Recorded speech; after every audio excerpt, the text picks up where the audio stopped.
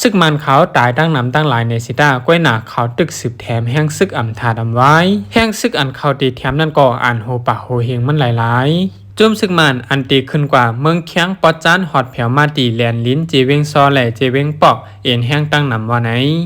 จุ่มซึกมันอันตีส่งกว่าจอยแถมซึกตีปอจานเมืองเคียงนั่นไหลหอดแผวมาตีแลนลิ้นเจตอนกันกอแหล่เจเวงปอกในเตืองมะก้อยปอดย่อเอ็นแห้งตั้งนำยาวเสเอ็นแห้งซึกอันตีมาจอยภายหลังก็ตึกสืบส่งมาอยู่ติ๊กกาซึกมันอันลูกตีเจเวงลิ้นมานั่นหอดแผวไว้ตีในเจเวงซอเจตอนกันกอยาวเสหิมห้อมลอยปงตองไผ่ตกเจเวงปอกนั่นก็เอ็นแห้งซึกมันหอดแผวไว้อยู่ในเย้า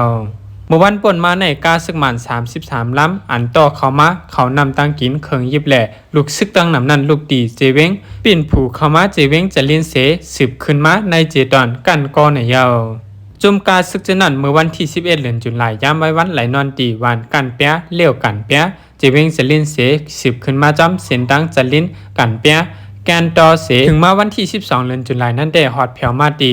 เวงลองชัวในเจเวงซอยาวลูกดินันเสจุมกาซึกมันในตีเข้ากว่าตีตับกาปาจ่า25อันมีตีเวงลองชัวเสลูกดินันตี10กว่าเวงซอในยาวเหลือสินั่นจุมซึกมันอินแห้ง1ปาก50ปลายอันป้ากาต่อต่างต้นลูกตีกาปาจ่า14เจเวงปอกออกมานั่นก่อย่ำเหลวลูกตีนัดทิกป่งตองภายตกเวงปอกนั่นเสตึกลงมาจุวันตะปินแหล่เจเวงซอในยาวเหลือเสจุมซึกนั่นอินแห้งซึกอันลูกตีกาปาจ่า24เสออกมาแทงนั้นตึกแจกเพติวันเกียกตะกาเกียกเมตองเสแมงปะลองในเจเวงปอกแหล่ตีปอดตั้งนัดที่ปะลองอยู่ในโกมินตาซาลันหนังไหนจุ่มซึก2จุ่มไหนเป็นตอนตาสืบส่งเอ็นแห้งจูเวงกันแปลดแหล่เวงตะมินตัดเมืองแข้งปอจานอันตึกเป็นปังตึกกันนั่นไว้อยู่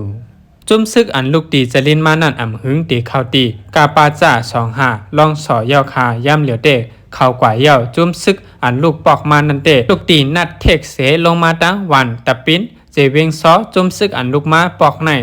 ตีเข้ากว่าตีตับมานังอามาตา368เกียกทูอ่อนตั้งวันไหนลูกตีนั้นมาจังเตสืบกว่าแถมอินแห้งจุ่มซึกอันตึกขึ้นกว่าตั้งมินตัดนั่นไหนโกมินแต่ซาภูเขาจุ่มยออันลังตานหลัดหนังไง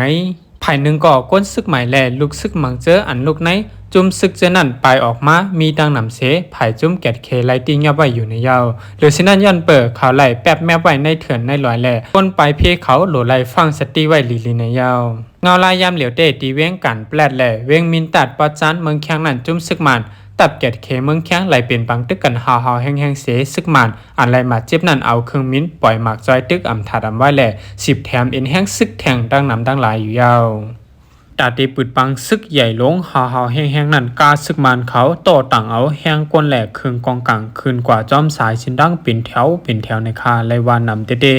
แถวกาซึกมันอันมาแถมแห้งตีเมืองแข้งปอจานแผวถึงดีเว้งจีตุดตะลาเย้าแถวกาซึกมันตับมาเก่าๆมอก50ล้ำอันลูกตีเว้งมากล้วยมานั่นตึกมุงนาจุโฮงการเคืองกองไม้25กาปาจ่า25อันมีไว้ตีเว้งลองสอเสผู้ต้องนึงข่าวซึกปืนตีล่ำคาดว่าตีส่งกว่าแถมแห้งซึกตีจึงแข้งปอจานว่าไหนแถวกาซึกมานั่นลัดขามเว้งปุ่นผิวจอมสินตั้งมากล้วยมินปูจากกู้เสแผ่วถึงการปิ้วเจเว้งจะลินแหล่เจเติงเจตู้ตะลายาว่าไหนผู้ต้องนึงข่าวซึกเติงมากล้วยลัดว่าจอมสินตั้งจะลินการเปียการต่อเมื่อในข่าวกว่าตั้งการต่อเมียงอูเจเว้งเจตู้ตะลายาในเย้า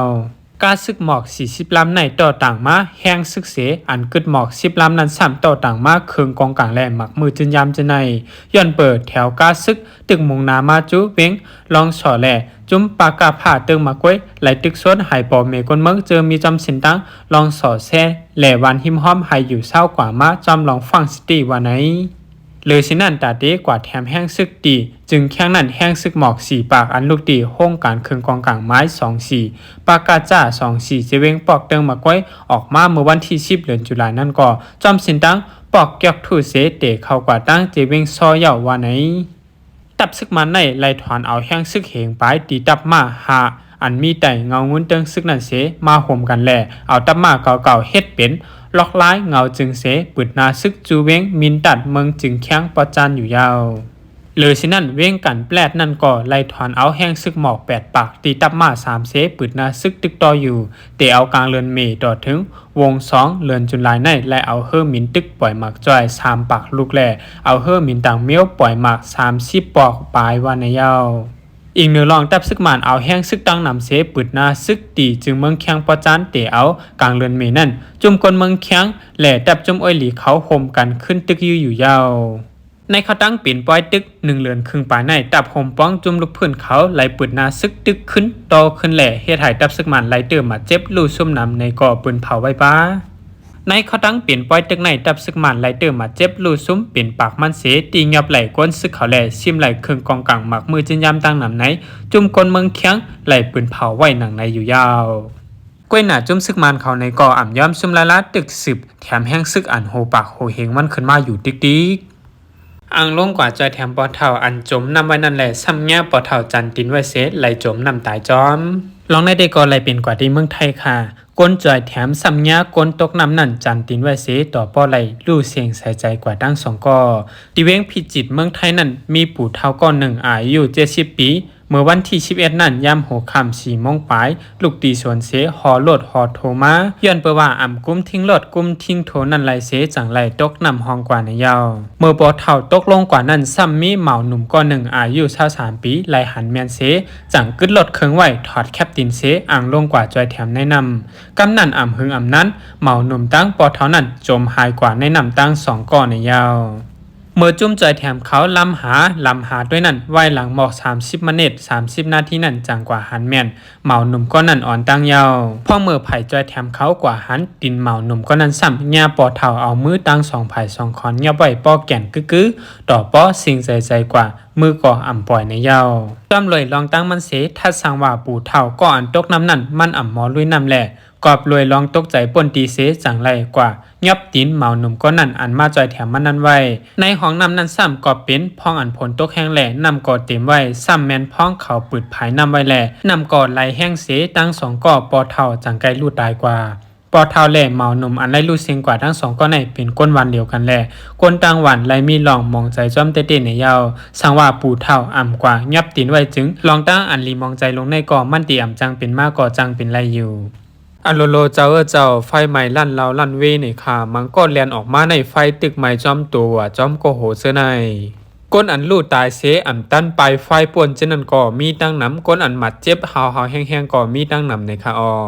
ลองในก็เลยเปลี่ยนกว่าที่เมืองไทยค่ะเป็นลั่นเราลั่นเวลั่นปียาแถวลาดพร้าวกรุงเทพแม่นพ้องอันก้นดังน้ำตึกอ่อนกันกะเกี่ยวอ่อนกันกว่าม้วนตึกอ่อนกันกว่ากินเหล้าอยู่ค่ะพ้องย่ำมือกลางในวันที่13มื้อในคณะ6เดือน2026ย่ำกลางคำขึ้นลึกเตียงขึ้นปลายค่ะมือคำว่านั้นมีลองไฟลูกไม้หาวแห้งตีในลานปียาแถวลาดพร้าวเมืองหลวงกรุงเทพในเสไผ่ตั้งเจ้าหน้าที่ไผ่กู้ภัยอำนั้นไผ่จอยแถมเพกึ่งกลางแหล่เจ้าหน้าที่หลายไผ่เขาไหลเข้ากว่ากดทับในพื้นที่นั้นเสไหลหัวมีก้นติดขำไว้ในนั้นตั้งนำว่าไหนภายตั้งผู้ห้องก้อมมูลเปี่ยวปันตีในร้านนั้นก็ร้านในผู้สื่อข่าวเขาว่าก่อนไฟไหม้นั้นมีก้อนไฟออกมาตีปลัดกลุ่มทิ้งไฟคัดเอามาเสเป็นไฟลูกใหม่ไว้นั่นก็ไหลยินเสียงแตกเป็นไฟลูกใหม่โตตั้งร้านเสเปียวไฟในก่อปรุงออกมาหาวแห้งเสียงห้องเสียงเสียนในก่อป้อปั้นป้อนนันลงกว่าเซงภายตั้งเจ้าหน้าที่เขาห่มกันเขากว่าฮดไผ่อยู่เย่าไว้ไผ่หมอดเย็นลงเย่ามีข่าวออกมาว่ากำอ่อนตั้งเตะไล่ทบหันตัวตายก้นชาวหาก่อกล้วยในนั้นเป็นใจ8ก่อยิ่ง17ก่อวันในสิตาไว้หลังนั้นลาดว่าทบหันก้นตายเพิ่มแทงเสตั้งหมดมีคนดูตาย27ก่อวันไหนพอไหลหูว่าเป็นรองไฟใหม่ในลานยาวก่อต่างโตจอมจึงในอนุทินก่อไหลเข้ากว่าด้วยอองตีไฟใหม่นั่นถึงตีกำเหลียวต่อถึงป้อไหลรับหมอดกว่าในยาวย่ำเหลียวไฟหมอดกว่ายาสิตาเจ้าหน้าที่ไผ่เกี่ยวข้องเขาตึกหาลองตั้งอันเฮ็ดให้เป็นมาลองไฟลูกใหม่เตียนเฮ็ดให้ก้นขำไว้ในกองไฟหลุดตายกว่าตั้งน้ำนั่นว่าไหนลั่นเราลั่นเวในสังว่าไฟไหลใหม่ในจึงมันอ่ำเปิงกันตั้งลั่นน้ำมันย้อนไปว่ามันเตะหูบเตะไม้หาวแห้ง